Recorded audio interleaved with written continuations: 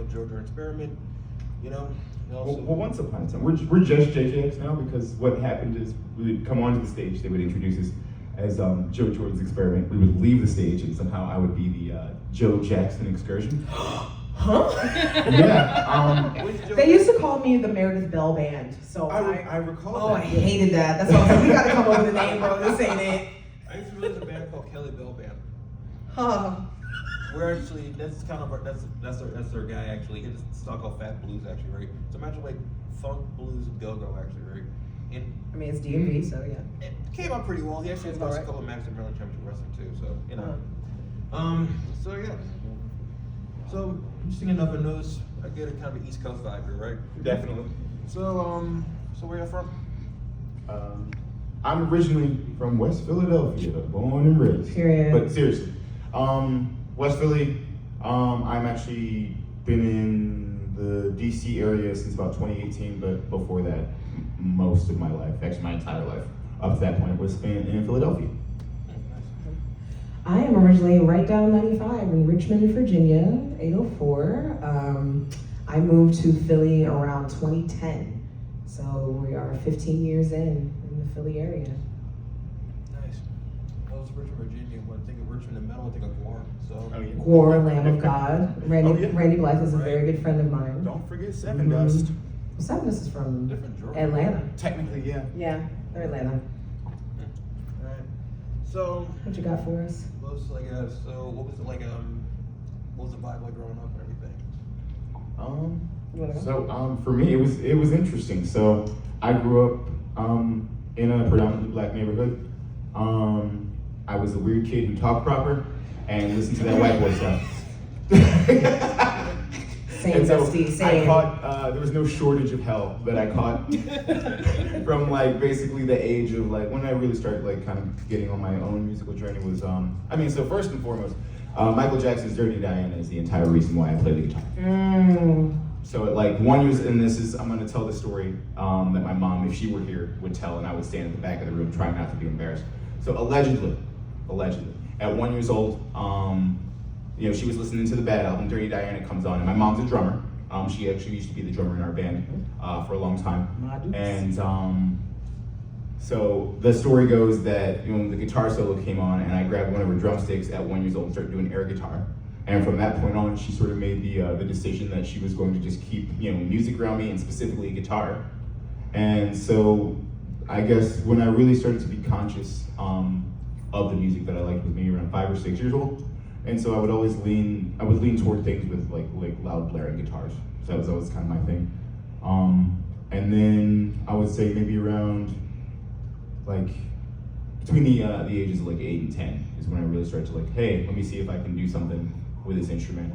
And yeah, it's, I always like, yeah, just was really into like, anytime there's a rock station, that's what I would gravitate toward. I was, you know, watching MTV and all that, and just really into like the rock videos, etc.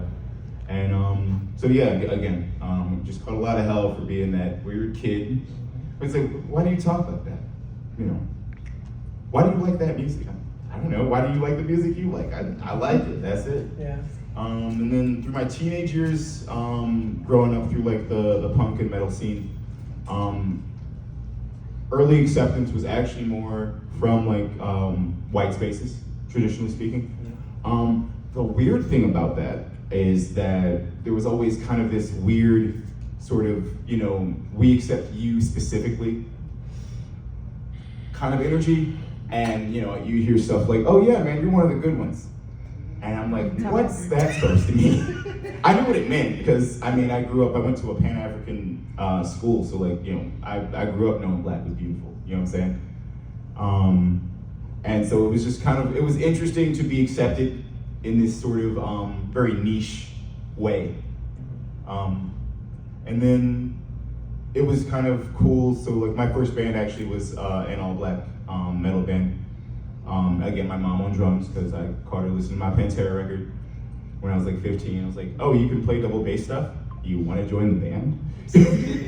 And she obliged, but honestly, it was like I ran into a good buddy of mine, John Webb, from back in Philly, and I met him at like a music store called A Street Music, and he heard me attempting to play Good Riddance by Green Day, and I was doing it all wrong. And so he was like, hey dude, it's cool to see another black kid playing guitar, trying to play like, this rock ballad, but here's how you actually do it. And so we became fast friends, started jamming together, started a band called Concrete Method. Concrete Method eventually kind of morphed into this thing called Roulette, which was a female-fronted, all-black metal band. Then I learned about Pure Hell somewhere in there, and it was one of those things where, as a kid from Philly, Pure Hell was just like a legend. You know what I mean? Yeah. It's like if you would hear the name, it's like, oh, you remind me of these guys called Pure Hell, and it's like this all-black punk band from the '70s. I'm like, really? And you would hear about it. And then around, I want to say 2010, 2011, bassist Lenny Steele from Pure Hell reached out to me. Honestly, just about, I was looking for representation at the time, and so he kind of introduced me to their manager, and that's kind of how we got the ball rolling with just being, in conversation and kind of in league with those guys. And Lenny kind of took me under his wing, was a good mentor to me. And then at some point, they needed a drummer, so I started playing in the band with them.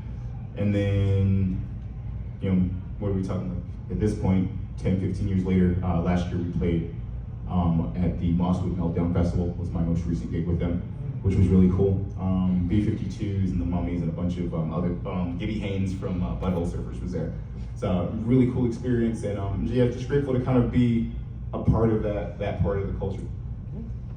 Shot in the Dark, some all the Philly bands. Did the name Lovey sound familiar? Oh yeah, Lovey, that's my boy Omar. Yeah. Omar's the man. Cool motherfucker. Yeah, absolutely. All right. Okay, so what was the first live rock show like for y'all? Oh man, oh gosh, first live rock show. Back in my day,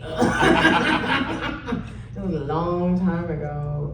Oh my gosh, I went to the Jägermeister music tour. I will never forget. For whatever reason, I was obsessed with Saliva. I don't know why, but that was like the first band that I ever got into. Okay, actually, no, I can tell you. Tiny backstory.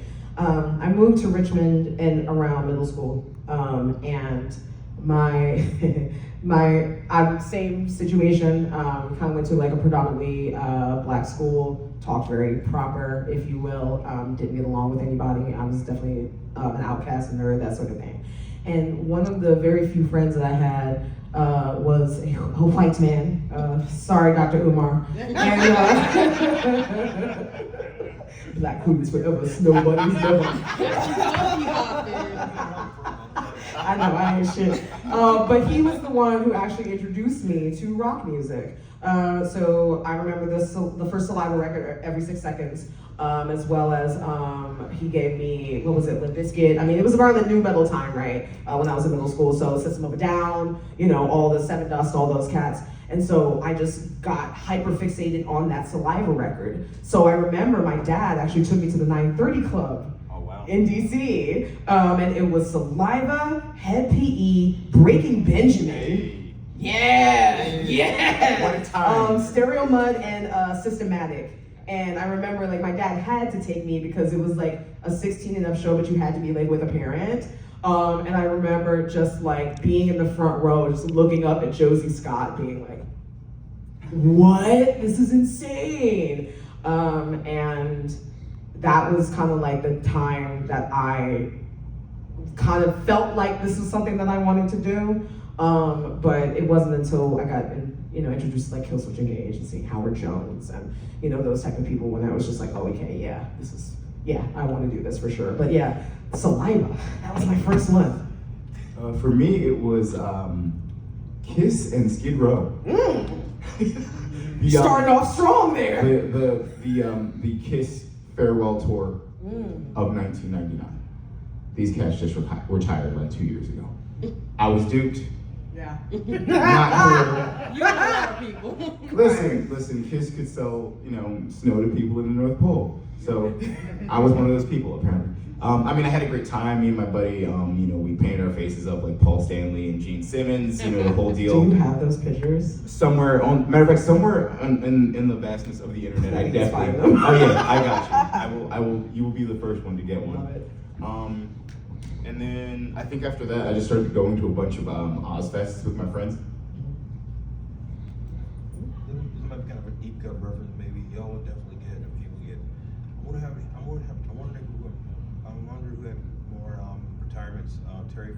Kiss? I'm going Kiss. Definitely. Listen, the Funker retired quite a few times, but Kiss, I feel like had. How this turned into a wrestling panel? Let's go. I guess we're doing that We now can do too. that. If we got wrestling fans, we can do Well, it. wrestlers are a hardcore band. They kind of coincide. That's true. For sure. That being said, okay, so I'm going to ask most memorable show, but it's like, I guess it kind of correlates. Would you say that was the most memorable show, or what really sticks out with you? Ooh, oh, I can. Okay. I can answer that. Go ahead. Best show I've ever seen, which I think makes it most memorable. I'm gonna go Mars Volta Soundgarden. Woof. That, like, I've seen a lot of shows, a lot of legendary bands, but that was, I think, like, anytime someone asks me, you know, what was your favorite show you ever saw, I think that was it for me. So many times I've seen this show. Oh yeah. For me, I would have to say Killswitch Engage, My Chemical Romance and The Used. Hey. In Norfolk. No, it was ODU, excuse me, it was ODU. My friend Matt from Lynchburg actually like drove up and we all like went, both of us like went together. Man, remember when we were young and we could like drive 2 hours to a show and like come straight back? Like, man, again, back in my day. I mean, I'm still do that shit. But again, like just like being in that sweaty pit and just like looking up at Howard Jones and he's just like wailing, dude. Oh, yeah. You know what I mean? And that was like right as at the end of Heartache, like wow, right when yeah. that album came out. Insane. Just the energy in that crowd was indescribable. I believe it. It's kind of funny. It was like I feel this way. It's like, you think new metal kind of helped kind of bring out era black and brown kids to like rock when other genres were? Absolutely. I would say so. I mean, like honestly, at that first Ozfest I went to, which I want to say is like 2000 or 2001, something like that, is where I met so many other like black rockers, which was like exponentially inspiring to me, because it was just like, okay, there's like a community of us, like, and we're all into the same stuff, or at least, you know, similar enough stuff that we can like, you know, start to like hang out, meet up, and talk about it. And so yeah, that was a huge moment for sure. I think that new metal always gets a bad rap when you think about it, because people thought that it was just like corny and you saw all these bands on TRL and that sort of thing. But I don't think that it gets enough credit, especially with the fusion of rap and rock, right? When you think about, you know, bands like Limp Bizkit and that sort of thing, even Korn, and even like Seven Dust and that sort of thing, it's like, how else were we going to be able to be introduced to that sort of genre if there wasn't already an aspect of it that we could relate to? Right? And I feel like that's why that fusion, or even like Linkin Park, gosh, obviously, having that, you know, kind of meld together, be like, oh yeah, like you guys can like fuse those things. That's pretty sick, you know. And I feel like it just gets such a bad rap, but I feel like it was so important, you know, when it comes to Black culture and like realizing that like this is something for us. Definitely. I went to a high school that was like right in the middle of the hood, like at was it Broad and Master in Philly? And like there were kids who didn't even listen to rock music who were like, yo, have you heard this track by System of a Down? Have you heard, you know, this? Yeah. Like, and I was like, yeah, well, welcome to the party, guys. Glad to have you. It took you a while. Like, well, come on in, grab yourself a beverage. Bathrooms down the hall to the right. Let's talk about these riffs. Enjoy a shot of whiskey right here. Right, exactly. Into a whole new world. But that's a really good point too, because I always felt this way. When you kind of get into a new space, you kind of try to figure out the vibe and everything, right? So, okay, these guys here have a hip hop or rap influence right here, so maybe feel a little safer than, okay, I don't know these guys, but the kind of vibe I'm getting right here is, am I welcomed here, you know? Yeah. So I'd probably be more of akin to, well, starting out, probably more akin to Korn or System of a Down, or like a Limp Bizkit even. And you're gonna love it though. Okay, crazy theory. I always kind of felt Limp Bizkit was kind of like the Van Halen of the late 90s, 2000s. Here are the parallels. Frontman that really wasn't a singer, but more of a spectacle in a great fucking rhythm section. Absolutely. Definitely. Ooh, Wes Borland is that guy, dude. Exactly. Honestly. And a phenomenal guitar player too, you know? Your band's only as good as your drummer. God Child. bless John Otto. Okay, come on. Hit him with the Matthews Bridge. Let's go. Let's go. Yeah. I know it's kind of a jazz influence song. Like, I think I like this guy right here. Uh-huh. Okay, speaking of vibes, when was the first time you had to kind of vibe at a show? kind of that I'm funny sorry, vibe? say that again? What do you mean? When did you get that kind of funny vibe at a show where you didn't really feel? Oh, You kind of know what you're doing. You're kind of. oh gosh, that's Interestingly enough, I went to the first free Ozfest in Phoenix, Arizona. I was dating somebody from Tucson at the time, and first of all, it was hot as fuck. There's that. I mean, did it's not help. Arizona. Yeah, that didn't help. That didn't help at all. But as much of fun as I had, and that was also a great lineup. I mean, Ozzy actually played it, and then you had like God in this moment, like it was such a sick lineup. But yeah, it was definitely more of like the people of the Caucasian persuasion, and like the looks that I got. I feel like that was the first show where I actively noticed that I stood out. It had never really been that way, like in Virginia and like going up and down the DMV and that sort of thing. But like over on the West Coast, I feel like that was the first one where I was like, oh, okay. And also didn't help, that I had a white partner. I feel like that kind of like I stuck out like a sore thumb with that one. But yeah, that one was weird. Mine is a strange one. Okay. Because I was growing up again in the Philly punk scene, which was predominantly white at the time. And so like I played everything from like, actual concert halls to VFWs to basements. And so there was an organization called the ARA, the Anti-Racist Action. And we were doing a benefit show. I was a black member of a predominantly white band. And I'm assuming people infiltrated this show because, at like mid-show, I'd grab one of the stickers from the ARA, and like put it on my head and started, playing like whatever. I think I had like an opening part and a bass, or a bass part that was the opening part of the song. And some girl walks up to me, gives me a really nasty look, just like tears the sticker off my head. And that was the first time I've ever like encountered something that was like crazy, you know what I mean? Where it was like, you're interacting with my person without being invited. I thought we were all friends here. This is weird. So yeah, I would say that was particularly crazy, especially it being a benefit for the ARA. So weird. Yeah. You ever think some bands have because the fan base is a little less tolerant than others, a little accepting than others. Like I'm not trying to put any names out there. You ever kind of notice that? Pantera. Pantera, Slayer. I was about to say. And I love Slayer. That's the hard part though. Show, I've seen Slayer so many times, but like those two specifically, big yikes. 100%. And that's messed up because Pantera has some of the nastiest grooves. But they don't like us, bro. Not even. And I hate that. And I hate it so much because we're such a good band. So here's the thing. Honestly, I think it, and this is just my personal opinion. I think it lives mostly with Phil. Absolutely. Yeah. However, they rolling with it. That's their boy. Listen, and if you think like now, with the touring band now, like I mean, Zach and Charlie. You're talking about the Pantera experience. The Pantera experience is crazy work. But yeah, I mean, you think about like Zach and Phil, like they want money. Like let's be honest. Right. Anti-Vax isn't really doing anything. Ozzy is obviously like on his way out. God bless him. But like you know what I mean. But yeah, Pantera. I saw that experience once. I never got to see Pantera when Dimebag was alive. But yeah.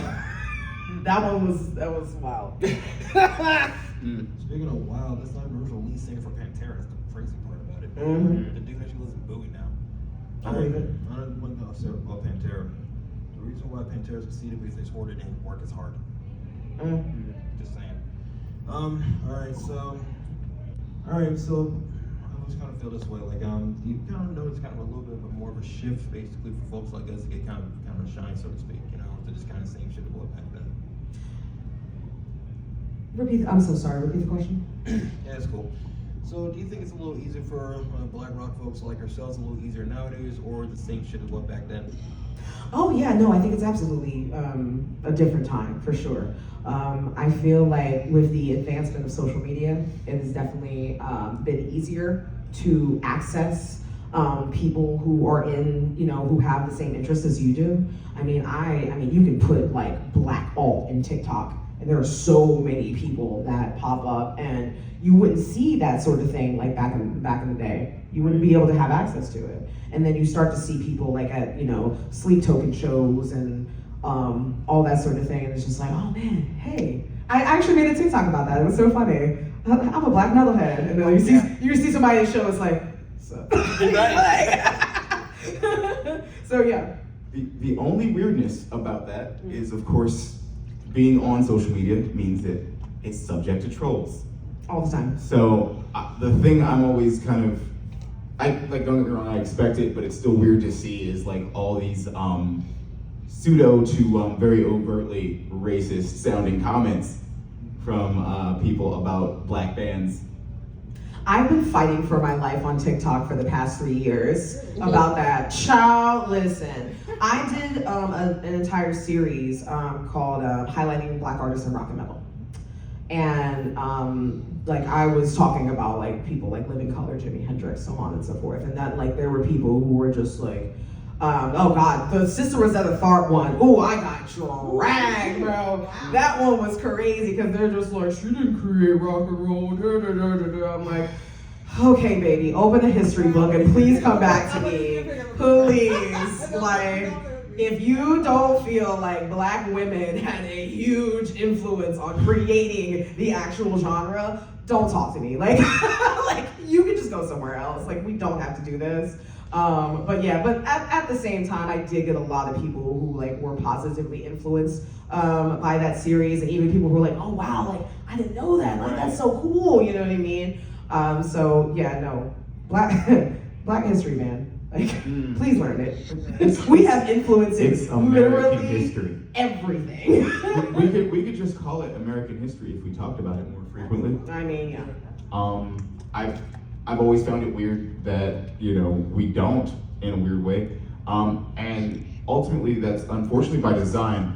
So like, if you ever notice, they talk a lot about, when you hear things about any significant accomplishment from a black or brown person, they always like to mention that they broke the color barrier.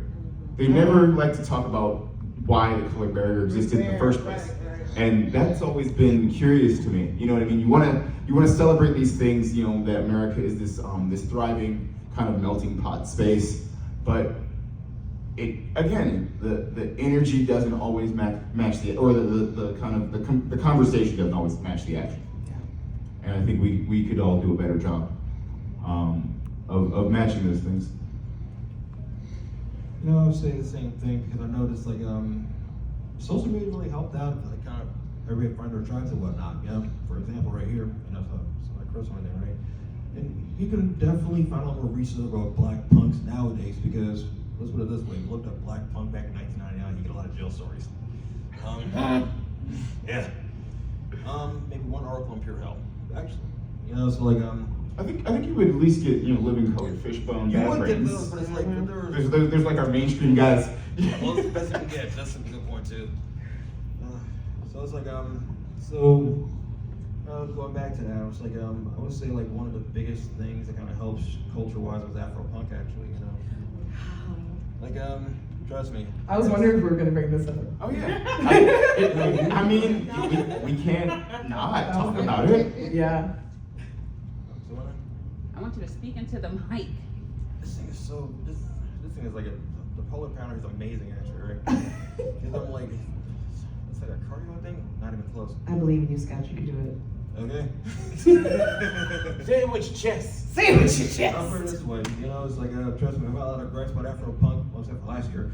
I'll put it this way, I think it kind of helped out actually. I think a lot of people helped find their tribe, Yeah. So Oh wait, Absolutely. I forgot that all three of us are former Afropunk performers. All of us are three former Afropunk performers. Yes, Afropunk love We're a up here. team. So funny story. So sorry. Did you want to finish? I'm so sorry.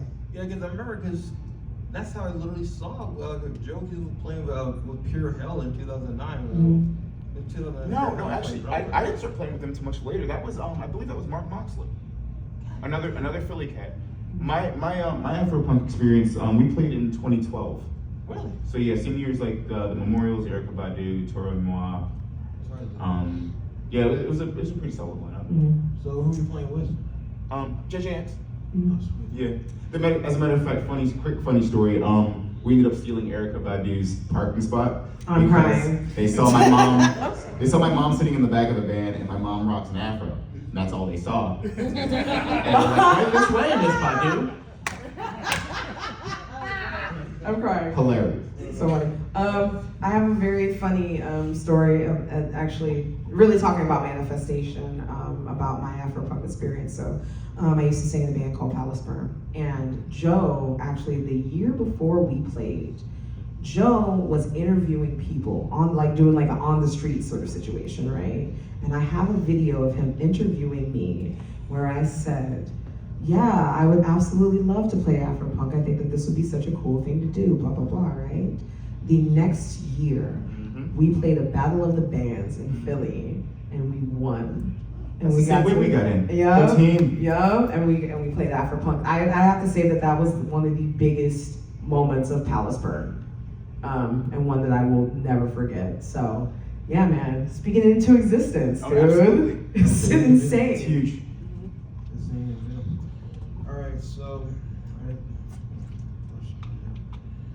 All right, so like more on a personal level, so to speak, right? Like 3 questions, 3 or 4 questions for both of y'all. Yeah? Sure.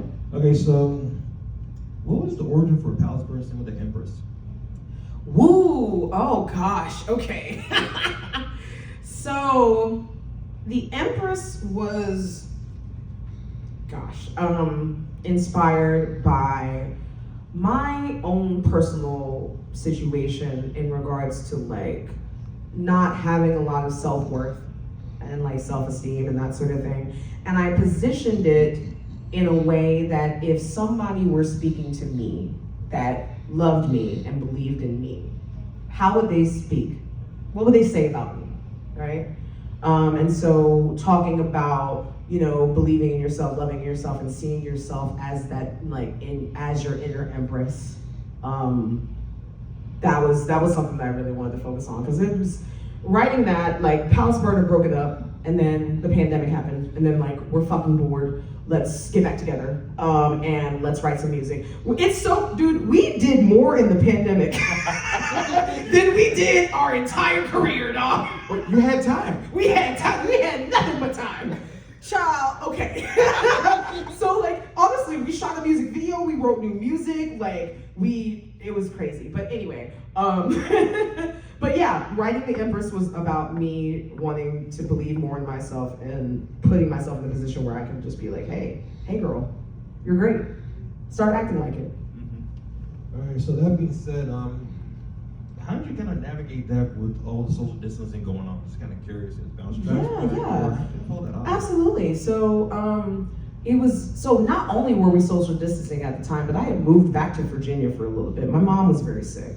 And I moved back for a little while to help her out. So my band members and I, a lot of Zoom, a lot of Google Drive, sending over, files and riffs and ideas and that sort of thing. And even I remember we recorded a pandemic version of Breathless, a live sort of version. And so Darren, our guitarist, and Mike, our bassist, who was also kind of our engineer, would send out, the files and that sort of thing. And, I would record. I had my little mic, set up in my room, and I just recorded it, sended it back. They took care of everything else, and then we, I played the track, had my little phone, and I recorded it, and then Darren was the one that edited the video. So yeah, technology, for sure. I mean, if Lil Wayne can record from prison, you can record from home. Listen, does Tory Lanez have a song too? I believe. Did he figure that out? I do believe. Oh no, he's trash. No, he's trash. No, absolutely. No, I hate him. He's horrible. Oh, he got caught? Oh. He has a whole album right now. Fuck that guy. Real quick, y'all, I just want to say Blade has entered the chat. Hey. What's going on, bro?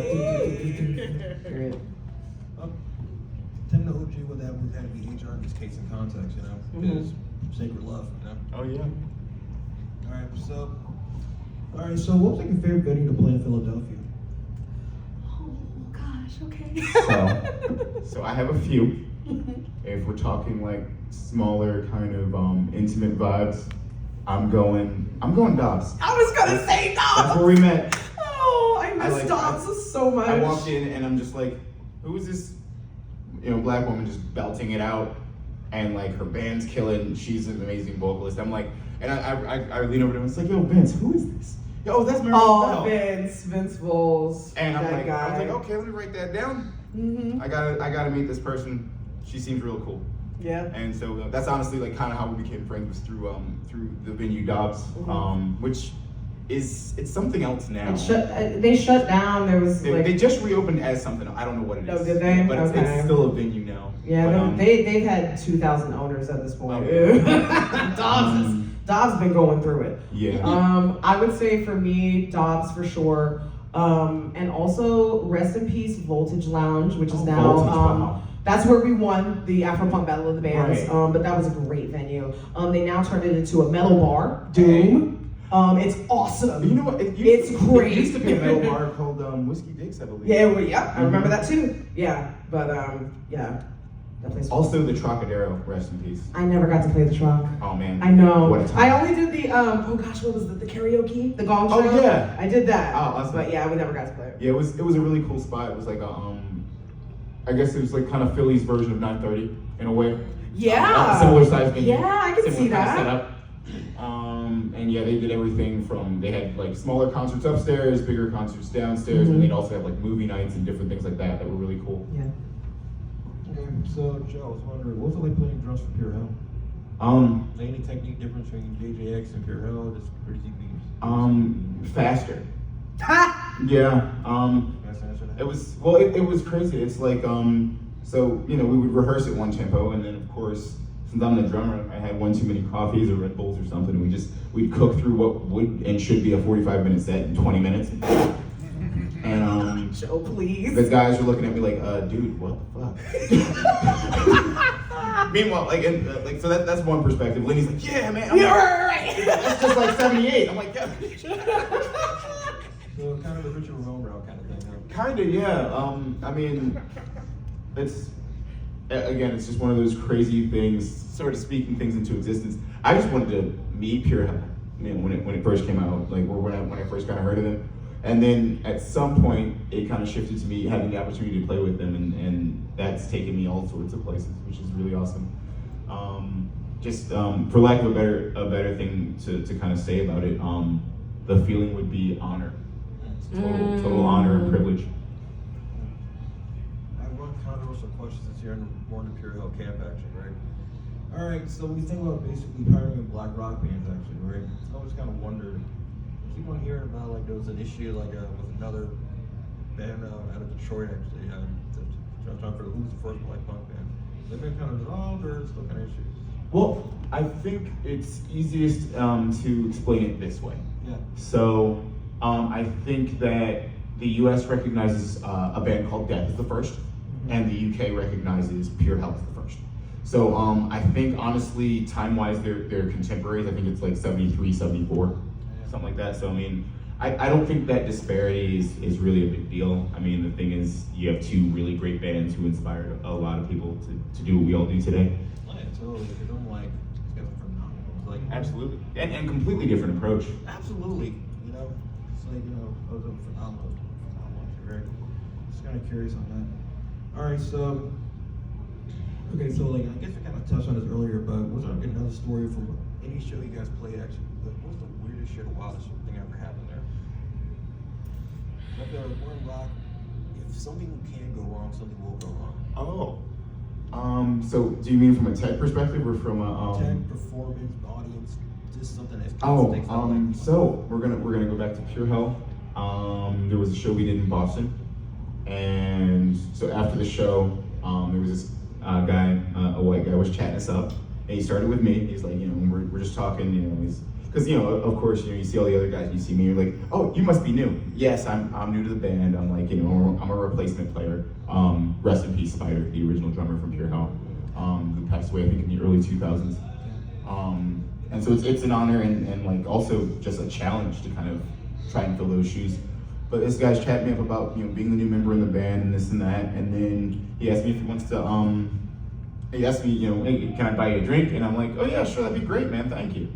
And so then we happened upon Lenny Steele, bass player, and he starts chatting him up and saying, hey man, can I buy you a drink? And he's like, yeah, sure. And so we start going over to the bar, and then I guess he suddenly realized he, had agreed to buy 2 people drinks, and he looks us both in the face. He goes, "Oh man, I can't buy both you niggas a drink." Whoa! And it took everything in me to not punch him in the face. Wow. Right. I said, you know what, bro? No, thank you. Right. I bought my own drink, and then of course I'm assuming this guy was already drunk or whatever, and so He had to be.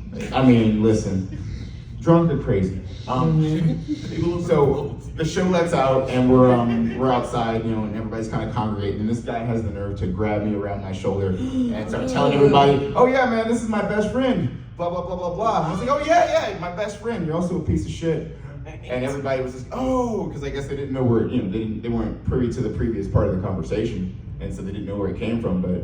But yeah, I felt, vindicated about that. I'm like, you can't speak out of both sides. You're too comfortable and too familiar, and then also disrespectful.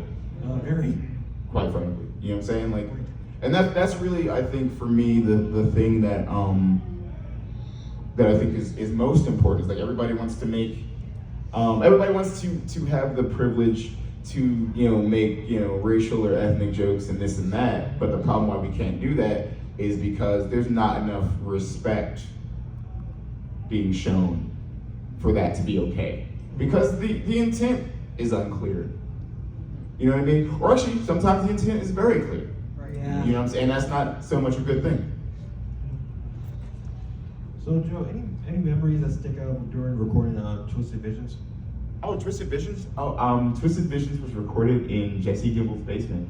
One of the Amazing. One of the most popular low-key recording studios, I would say, in like the Philly area.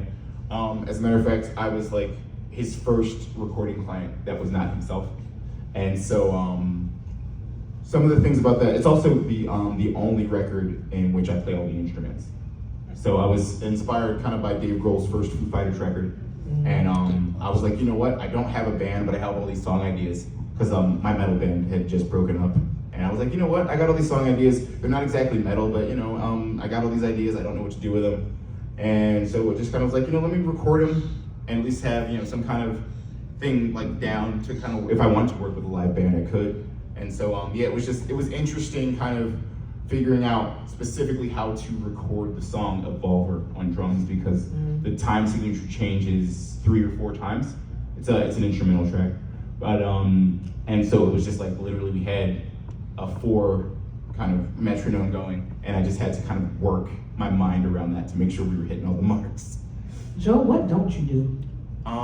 I don't play any kind of horn, and I don't play keyboard well in a live setting.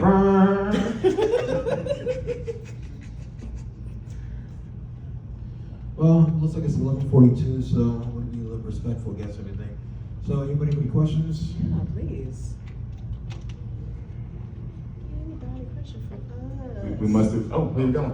What are your thoughts on like shit post metal, like the Ned Flanders metal band? And Oh, I love the Ned Flanders metal and band. how does it feel to be a black person in like this nerdy space within a nerdy space? Oh, it's amazing. As I like to say, the geeks will inherit the earth. Like, does it feel more othering or less othering? Honestly, for me personally, less. Like, I mean, I was a nerd to everybody. It was like, like black people didn't completely accept me because of the way I speak and the musical choices. White people didn't necessarily fully embrace me because I'm black. So it was sort of an interesting, lonely space for a long time. And so now, anytime I meet a nerd of any background, it's just like, hey man, we're the same ilk, we're kind of the same culture. That's heartwarming. Yeah, for sure. I would say that this is probably the safest space that I've been in, for sure. This is my 3rd Blerdcon, and every time that I come, I just have a freaking blast, and I feel like there's no judgment, there's no ill will, like everyone's just cool, everyone's chill, and again, we're all like in the same spot, dude. Right. We've all done the same stuff, we've all had the same experiences, so like why not share that space with, you know, other people who have been othered? We all have to go through it, man, you know what I mean? So it's great. Yeah. Anybody else? No. All right, you want anything here? Yes. I've noticed amongst like the black alt groups, I noticed people tend to categorize our type with the Candace Owens types. For some Really? reason, This is the first I'm hearing That's this. news to me. yeah, I have noticed. I'm curious. I have noticed that when they talk about like, oh, you speak white, you talk white, like somehow they link us with like coon culture. So I actually have a different kind of weird story. I have met a lot of alternative black people who sort of look down their nose at, you know, people who are into, you know, what would be considered traditional black culture of, you know, R&B and hip hop and kind of like, what I guess, you know, a sort of like, what hood culture. And I find that to be curious because ultimately that's part of us as well. The same as, you know, we sort of feel outcast in that way. I don't think, now granted, it might come from a place of, you know, experiencing that kind of rejection or that bullying or whatever you want to call it. So I kind of get it as a trauma response, but ultimately, I don't think, I think that might be part of why, you know. I saw you earlier, actually, somebody raised their hand, so. Yeah, it's kind of a curious question, but what are your thoughts on Lil Wayne's Rebirth album? Oh God, no. Because, Is that the one where they claimed he made a rock album? yeah. Claimed, alleged. I haven't heard it. I have no comment. Like I like the thing that was you know kind of very you know annoying to me personally was you know people would see me with my guitar like yo you know Lil Wayne had a rock album and I saw this man play guitar on TV. He wasn't playing. He had the whole you know picked up the guitar and he strummed it with his thumb, but He was playing. he was playing. Exactly. In our face. You know what? That part, yeah. I will give Lil Wayne credit for one thing though. He probably did more drugs than Keith Richards in his prime. Now that's rock and roll. The dreads showing. Now Yeah. that's rock and roll. The dreads do show. Oh, yeah. I like the look though, but God damn, that was a horrible. Do we have time for one more question? One more question. Y'all really want him to play this? Anybody? Yeah. I'm kind of interested in the songwriting process. I do writing poetry and stuff, and I look at what I write, and I'm like, I don't see how somebody could turn this into a song and sing this and even know how to sing this. So how does that work? I explained it pretty well. That's Check out a band called Living Color, Cult of Personality. Literally, the song started as a poem, actually, right? That Corey Glover brought in from as a to rehearsal, right? And next thing you know, it's done it or that. It's a freaking song. You know? Yeah, to that point, I mean, music is poetry, and that is how we, you know, communicate with other people. It's a universal language. So a lot of times, I'm bringing in my poems to a session, and I'm, you know, going to my bandmates and being like, hey, like, this is kind of the thought process that I have for this. This is kind of what I'm thinking for a melody. Do you know, can you think of something? And then 9 times out of 10, they'll just like come up with something on the spot, or you know, take it home, sit with it, listen to it, and then come back and be like, yeah, I think this is pretty cool. So it's a collaborative effort. We're able to bounce ideas off of one another, but mostly when it comes to my personal writing process, like they start off as my thoughts, as my journal entries, my poems. I bring them into the session, and that's how a song is born. For me, it's a 50-50 experience. Sometimes the song comes first, musically speaking, and then so I write lyrics to that. Other times it starts off as a poem, similar to you know the Corey Glover thing, and also Meredith. And then it's like you just kind of format your poem to the melodies. Yeah. I just thought of another one too. Check out a band called Suicidal Tendencies Institutionalized. It's basically a poetry slam. He just wanted a Pepsi. Just want a damn Pepsi, dude. Also, after you check out the original Institutionalized, check out Body Counts 2015 cover, because good lord, is that great. Ice-T is amazing, dog. He's so great. Shout out to Detective 220. Oh my god. Love it. Eric? It's 11:49. We got one more? I've been saying, torn from greed. I swear it's like 9 lines, and they made a whole full 5-minute song. Out. Oh yeah. Yeah. Yeah, James Brown did. I mean, think Maynard Keenan. Yep. I think we're good, guys. Yeah, pretty good. Yeah. Listen, guys, thank you so much for coming out. Thanks for We really attending. appreciate it. Yeah. This is so much fun. All right. Thank you very much. Appreciate y'all. Enjoy your Blerdcon. You guys all look like really fun and cool people.